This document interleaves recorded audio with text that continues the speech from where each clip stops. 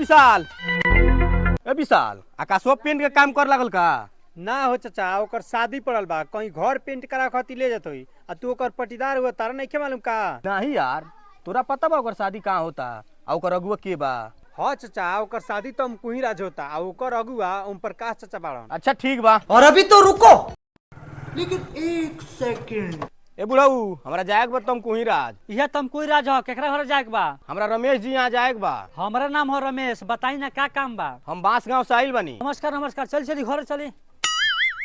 कहतनी कहाँ जाके फंस गइल बनी महाराज। रउआ के दुनिया में एको लइका ना मिलल सन।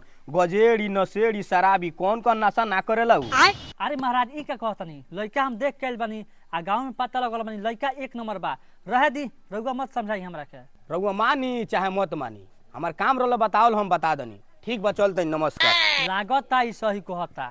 पापा जी नमस्कार, चलिए बैठिए। अरे रहे तो हम बैठम नहीं, आ हम अपने लड़के की शादी इज्जत ना करब। अरे पापा जी बताइए कौन दिक्कत बाकी शादी ना करे? कोनो दिक्कत नहीं है, हम शादी ना करब। अरे पापा जी ऐसे मत करी, सगाई हो गइल बा, शादी के डेट पर गइल बा। हम का करी पड़ गइल बा तो? इतना सब केहू जान गइल बा, शादी करती तो कितना मार बेइज्जती हुई। हमका माफ करो बाबू, हम अपना लड़की की शादी इज्जत ना करब। लेकिन एक सेकंड, के रहल हई? हमार ससुर रहन शादी तोड़ दिलन। जाए दे सारे के, तोर शादी हम कराएम। चल।